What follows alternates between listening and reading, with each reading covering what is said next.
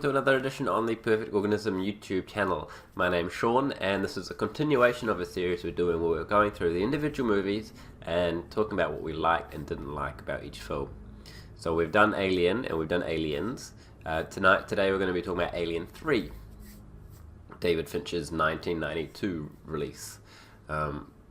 This is where the series gets quite interesting because I think Alien and Aliens have a universally positive kind of reaction and reception, whereas from Alien 3 onwards, you know, it can be quite mixed. So it's going to be really interesting to talk about these movies with you and kind of tell you where I stand on each one. I think why a lot of people are negative about Alien 3 is before the movie even gets going, it kills off Hicks and Newt, who obviously are the survivors from Aliens. But to me, I've got no actual issue with that because, you know, I would hate to see how they could even write a little girl like Newt on a planet like Alien 3, which is full of, you know, murderers and rapists of women. You saw what they tried to do to Ripley herself. You know, we can only imagine what they would try to do to a defenseless young girl. And Hicks dying, yeah, that's sad because his character could, you know, he would have been interesting on that planet and dealing with the prisoners.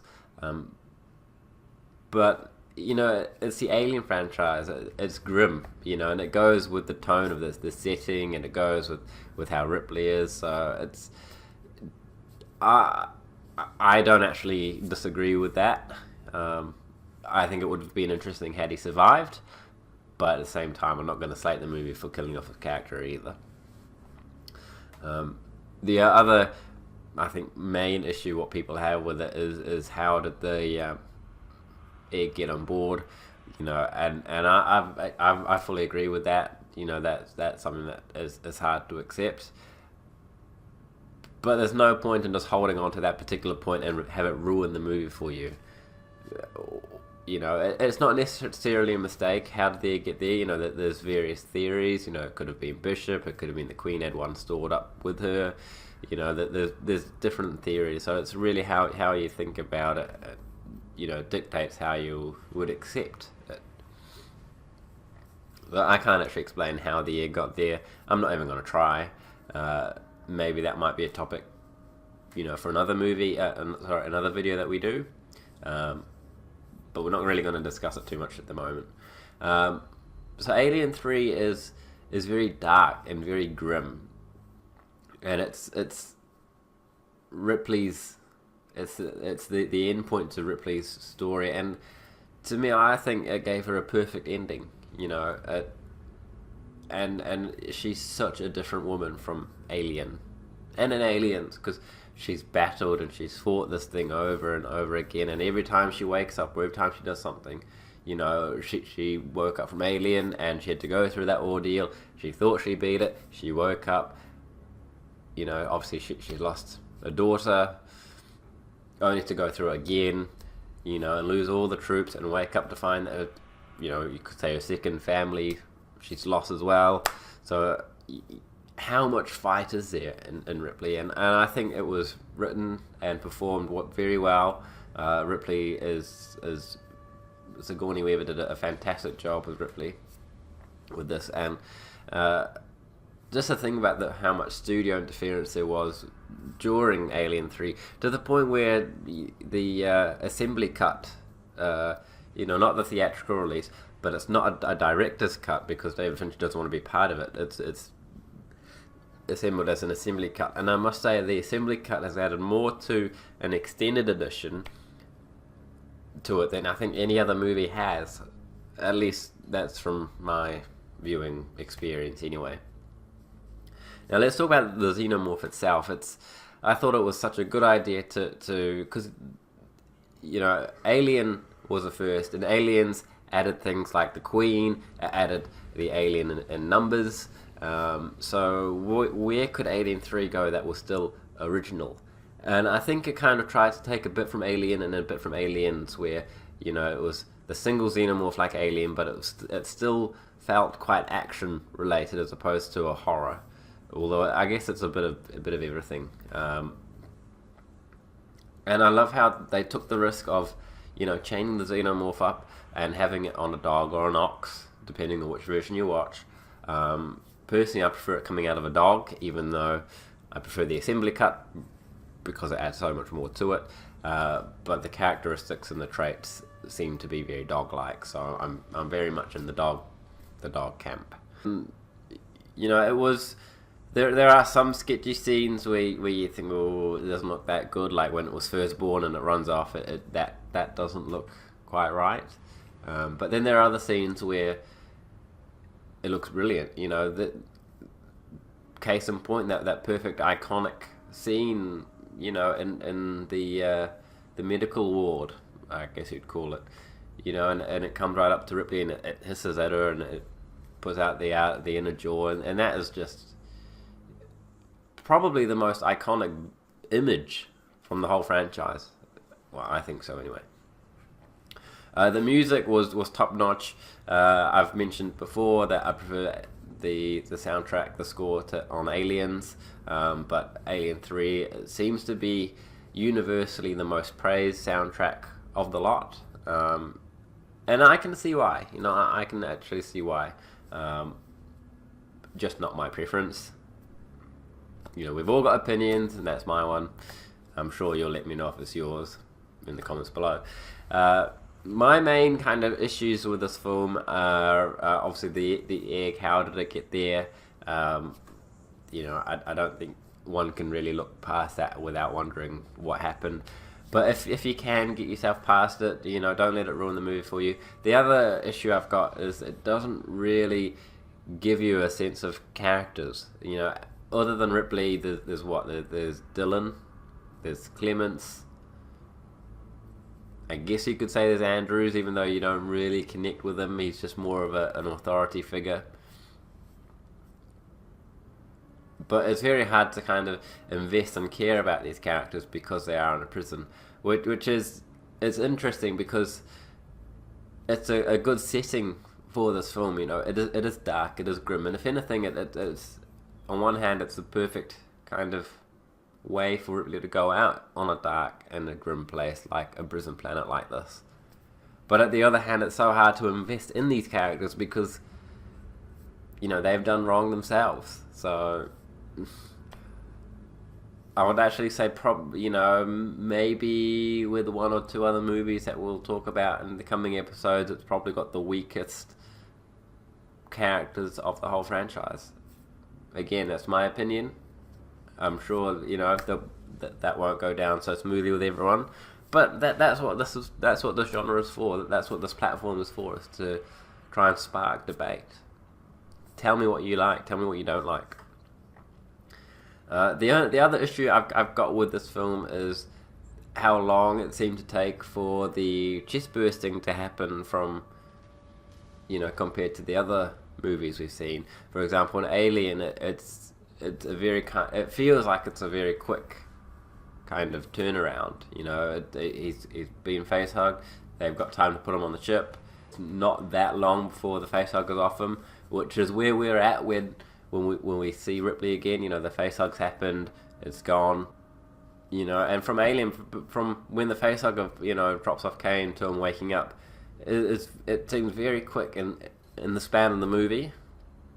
Whereas Alien 3, she was face hugged before the movie even started, and it's one of the last images you see. It's her falling to her death with either the chest burster coming out or not, depending again what version you watch.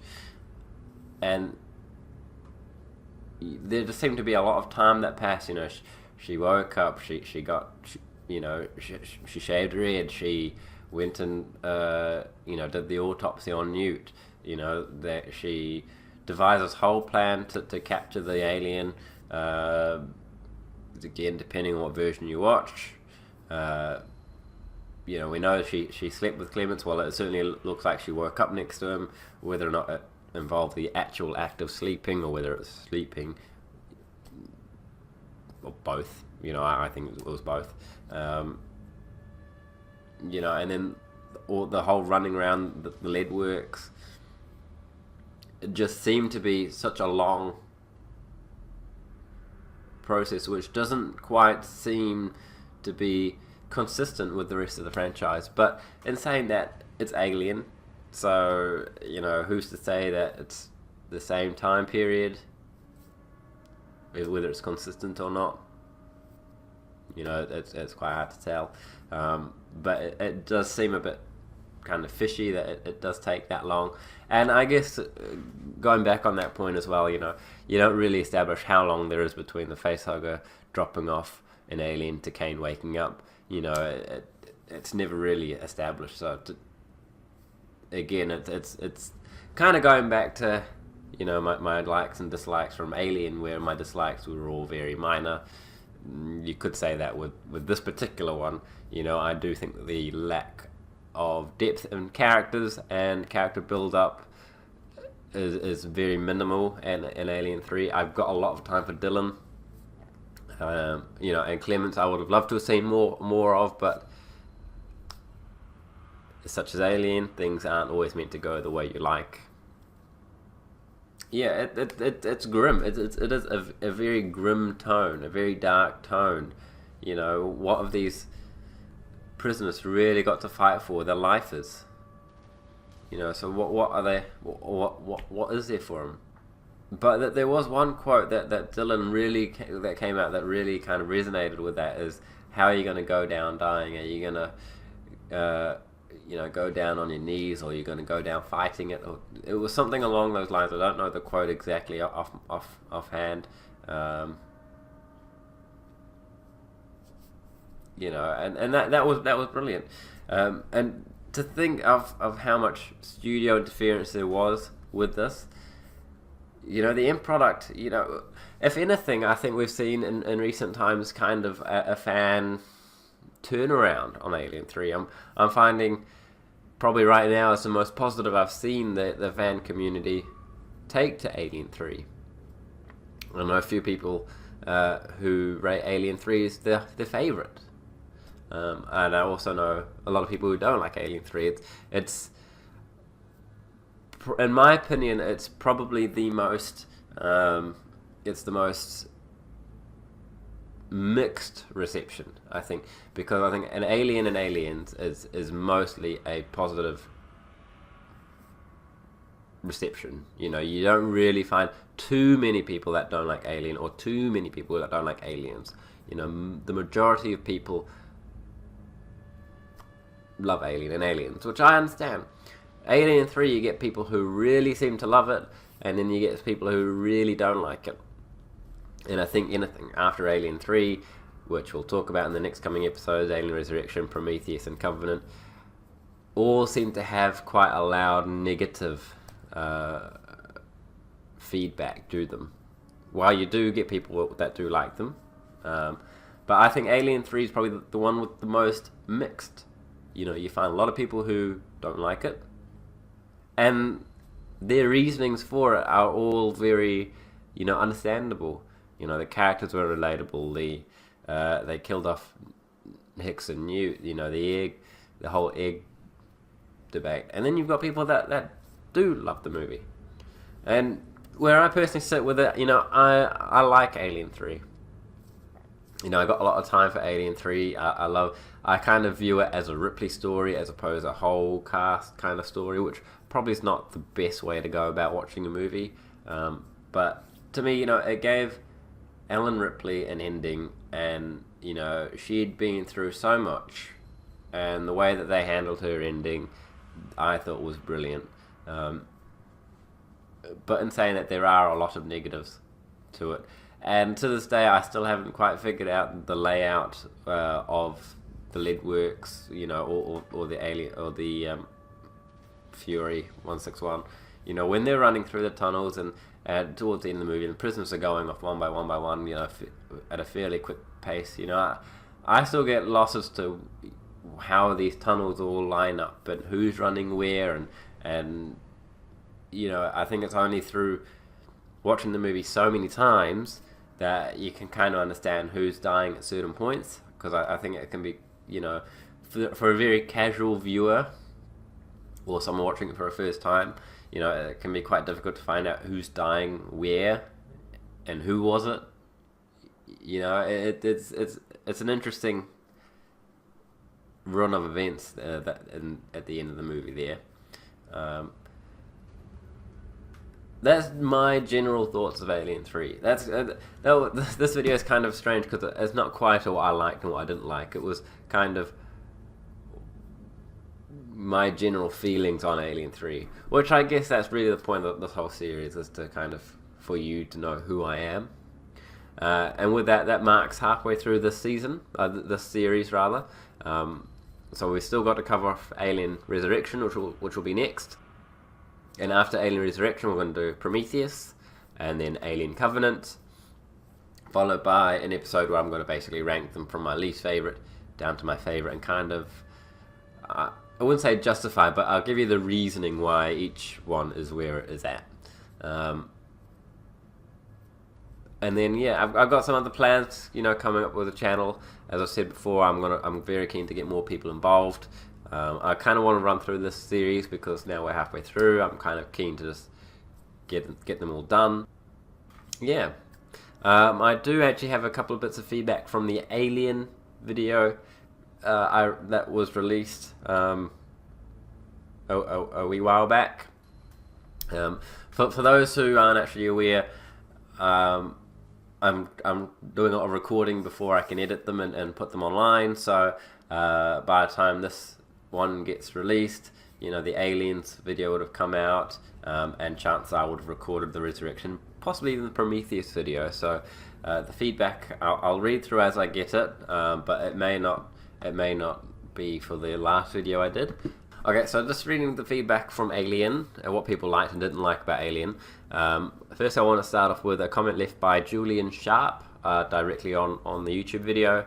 And Julian says, "I think not only is Alien the best sci-fi and horror movie, I think it's the greatest movie ever made." Thanks for that, Julian. You'll see where I feel about it in the ranking video, because I get very torn between Alien and Aliens. There's a huge spoiler for that movie, for that upcoming episode there, by the way. A lot of times I do think it's the greatest movie ever made. Other times I think it's Alien. So you'll see where I feel, which one I prefer with that later on. But I can definitely understand why you would think that. So the next bit of feedback comes in the form of replying to the post about the Alien movie, the Alien video I did on Building Better Worlds, which is our Facebook group. I'll leave the link in the description below, so join that. I'll also link through, as always, the Twitter and our official website. So this reply comes from actually an admin of ours, lead admin, Connor Murdoch, who you will have also have heard on the recent roundtables we've been doing. He said, "I loved hearing your thoughts on the masterpiece. Personally, my favourite character has to be Dallas. To me, he fully represents a typical working man, just grinning and bearing hardships of his job just to get it done. His character is much more fleshed out in the novelisation and showcases how much he dislikes the burden of leadership. To himself, he's not really the captain, he just flies a ship. As for his death, I agree that viewing it nowadays, it would have possibly been cool to see I've stuffed that up. Sorry, I'm reading it in a Scottish accent and it's messing me up. I'm kidding. To himself, he's not really the captain, he just flies the ship. As for his death, I agree that viewing it nowadays, it would have possibly been cooler to not see his death at all, but instead hear it being received on the other crew's headsets as they watch both dots on the track and meld into one and disappear from the screen." That's a perfect, bit of feedback. I love that.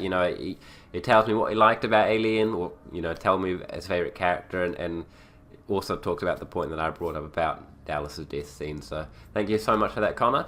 It's very much appreciated. And I think I've just got the last bit of feedback is just coming up on my screen. Yep, it comes on the Perfect Organism official Facebook page.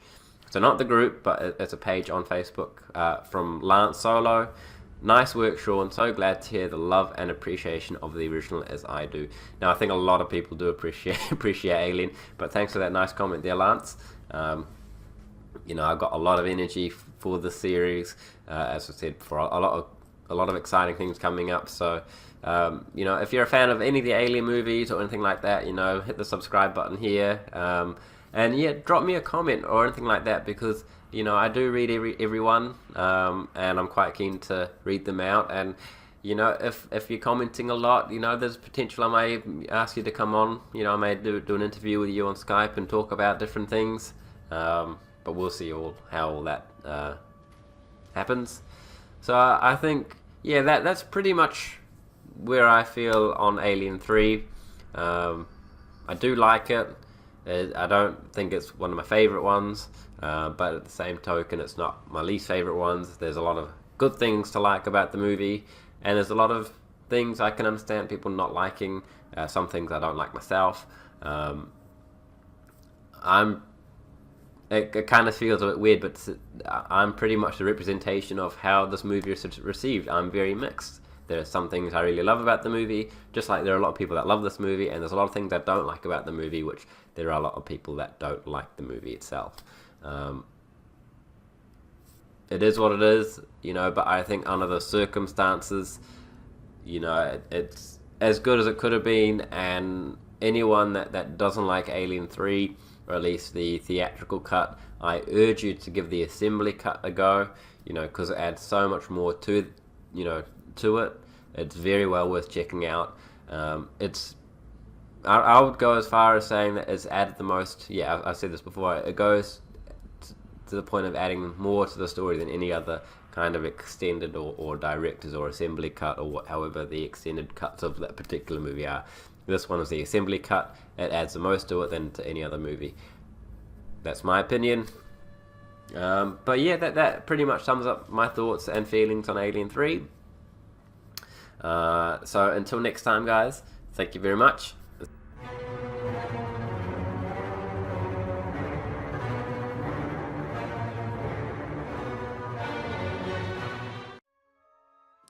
Perfect Organism, the Alien Saga podcast, offering riveting discussions on the world of the Alien films, exclusive interviews with special guests, fandom, expanded universe, and more. Perfect Organism offers original podcast content, video discussions and debate, and an exclusive growing YouTube presence, as well as our very own discussion group, Building Better Worlds. Perfect Organism exists to create a space in fandom that's free of gatekeeping, cyberbullying, and public belittling. We believe that all perspectives are valid and important. We also offer unique merchandise, original audio dramas, and more, with all profits invested back into the show. Join us as we explore a fandom unlike any other. If you like what we do, please consider becoming a patron via Patreon, or give us a review on iTunes. To find out more, go to perfectorganism.com.